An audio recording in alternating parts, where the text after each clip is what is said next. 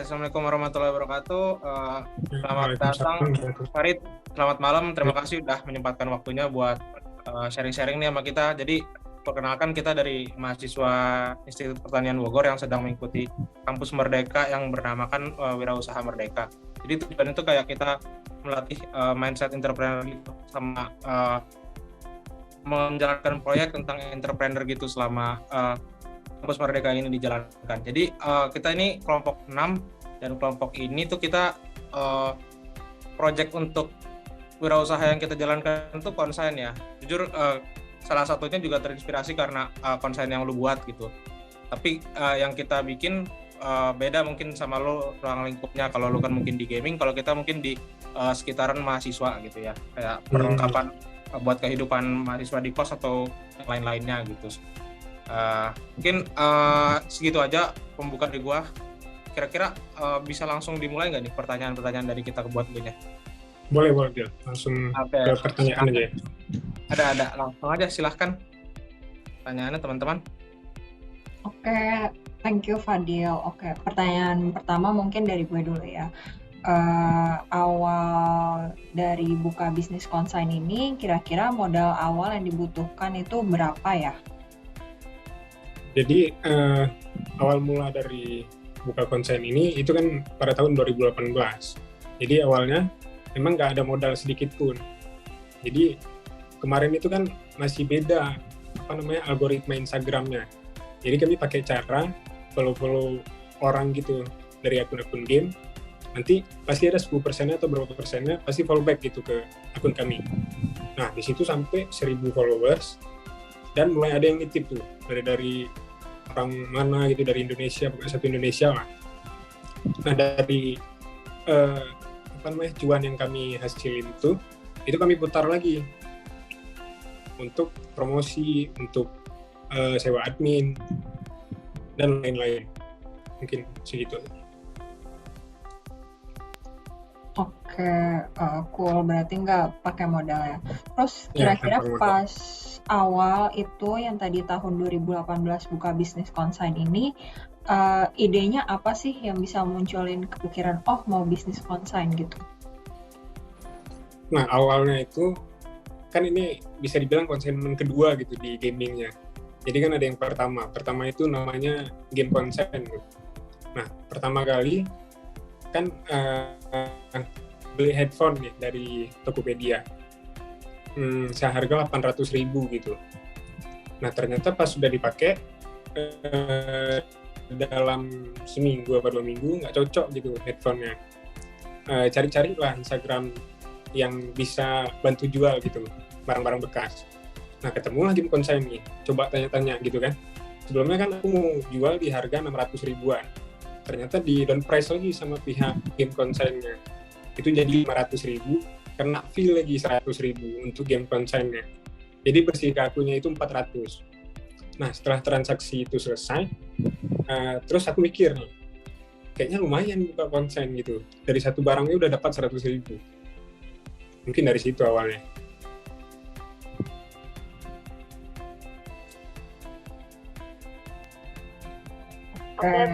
Oke, gimana Mir?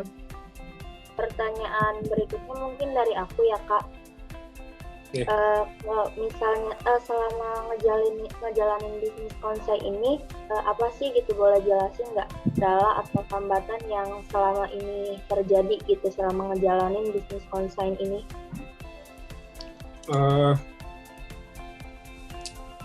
Kalau kendala mungkin ya di bagian komplainnya ya. Di bagian komplain misalnya ada seller nitip keyboard gitu, ada pembelinya udah beli juga keyboardnya nih. Nah terus pas nyampe nggak sesuai ternyata barangnya sama yang dideskripsiin sama si penjualnya. Nah kan si bayarnya komplain nih, si bayarnya misalnya mau minta retur gitu karena nggak sesuai dengan deskripsinya. Si seller ini nggak mau retur. Nah kalau udah gitu pusing jadi ya, dua-dua nggak mau ngalah lah intinya. Itu mungkin kendalanya yang aku rasain di jalanin konsen ini. Kalau hambatan mungkin di kompetitor konsignmentnya makin banyak gitu di bidang gamingnya. Jadi dari waktu ke waktu mungkin makin dikit orang yang nitipnya. Karena kan udah makin banyak tuh toko-toko consignment gaming yang lain. Oke, mungkin segitu aja. Oke, kalau misalnya kayak gitu mungkin ada solusinya gitu Kak? Yang mana nih, kendalanya atau hambatannya? Untuk kendalanya sendiri mungkin. Kalau untuk kendala, ya biasanya kita kasih opsi kompensasi gitu, kayak pengurangan harga. Misalnya ke bayarnya nih, gimana kalau kompensasi pengurangan harga tuh 50.000 atau 100.000, tergantung dari nggak sesuainya kayak gimana gitu barangnya. Misalnya ada kabelnya yang nggak dikirim gitu, lupa dikirim, atau memang nggak ada dari awalnya. Nah itu kita kasih opsi kompensasi. Nah mungkin kalau udah dua-duanya tetap nggak mau, itu yang bingung.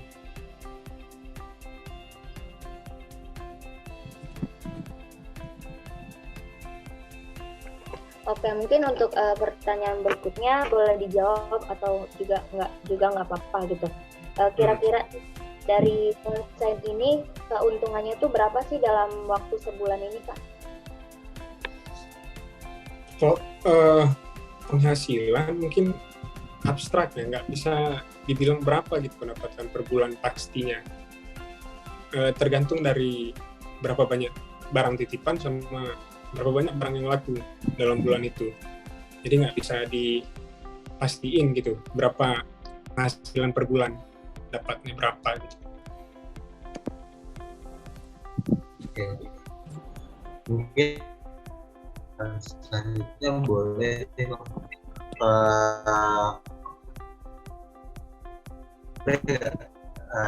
jelasin rincian dari sistem jasa ini kayak gimana?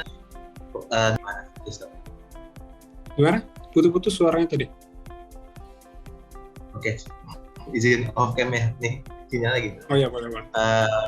Buat ini rincian dari sistem konsennya Abang sendiri itu kayak gimana sih? Kayak proses lengkap dari tangan penjual, dari tangan ke pembelinya itu kayak gimana proses jasanya?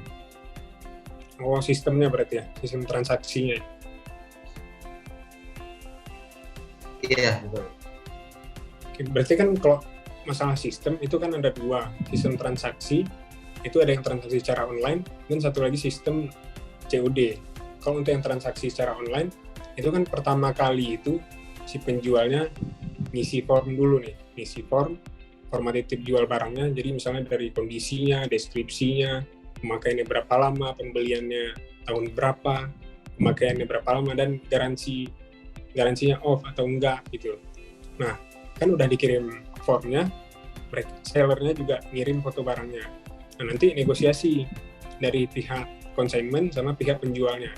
Negosiasi harga berapa yang deal. Setelah itu, misalnya udah deal nih, anggaplah harganya 800.000. Kita post nih di Instagram sama di Tokopedia. Terus kan udah kita post. Nanti anggaplah barangnya laku gitu ke pembeli. Nanti pembelinya ini transfer ke pihak consignment dulu. Setelah itu, misalnya duit udah sama kami nih, udah kami cek, dimutasi, masuk gitu ya.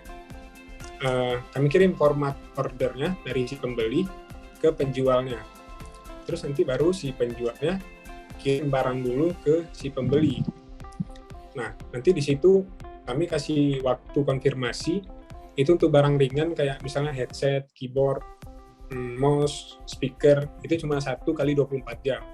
Tapi kalau untuk barang berat, misalnya kayak monitor, PC, barang-barang berat lah pokoknya, itu 2 kali 24 jam. Nah, jadi kalau udah dikonfirmasi sama buyer, itu baru dananya itu baru bisa dicairin ke seller dengan dipotong fee sesuai dengan fee titip jualnya. Itu yang sistem transaksi. Nah, sistem COD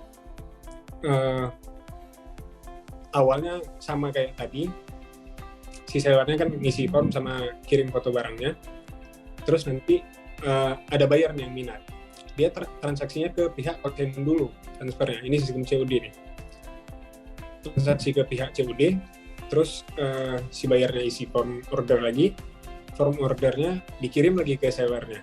Nah, nanti seller sama buyer ketemuan, nanti dikasih lagi waktu batas konfirmasi sesuai dengan barang ringan atau beratnya. Terus baru si buyer ini konfirmasi aman atau enggaknya barangnya. Nah, baru nanti dananya itu cair ke seller, dipotong fee-nya sesuai dengan fee titip jual. Oke. Kalau untuk penentuan fee-nya sendiri itu gimana sih? Maksudnya kan biasanya tergantung dari harga barangnya ya. Misalkan dari barang harga 0 sampai 100.000 fee-nya segini. Nah, itu dari Conside Gaming sendiri itu nentuin fee-nya itu dari mana? Apakah dilihat dari kompetitor juga kah? Apa ada perhitungannya tersendiri gitu? Kalau untuk masalah fee titip jual, ya awalnya kita lihat juga dari kompetitor yang pertama kali di consignment gaming ini, tapi kami agak di bawahnya fee-nya, nggak semahal di fee toko sebelah gitu. Jadi kami yang penting dapat dikit nggak apa-apa, yang penting laku banyak gitu. Mungkin nanti list fee-nya bisa aku kirim ke Fadil nanti.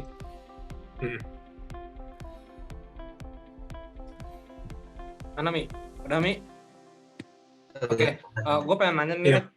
Untuk lu sendiri nih di Conside Gaming, ada berapa sih yang admin yang udah lu hire gitu? Orang-orang yang mengurus Conside Gaming lah gitu. Berarti yang sekarang masih ini ya, masih ada lah gitu ya.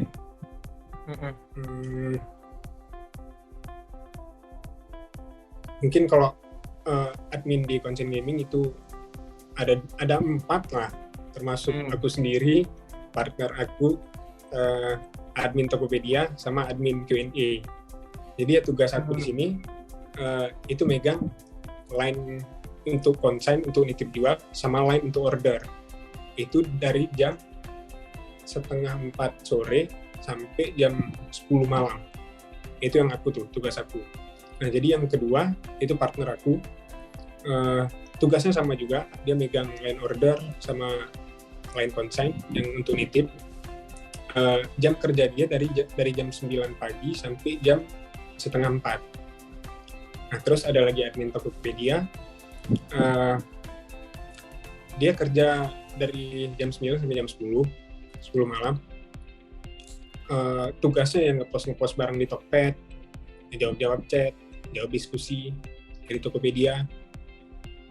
Terus ada lagi admin Q&A, tugasnya untuk interaksi sama followersnya, biar nggak kosong kali lah ininya, story Instagramnya. Terus ada hubungan gitu sama followers Conside Gaming ini. Jadi nggak cuma jual beli aja. Oke. Dari teman-teman yang lain masih ada nggak nih kira-kira pertanyaan lagi nih?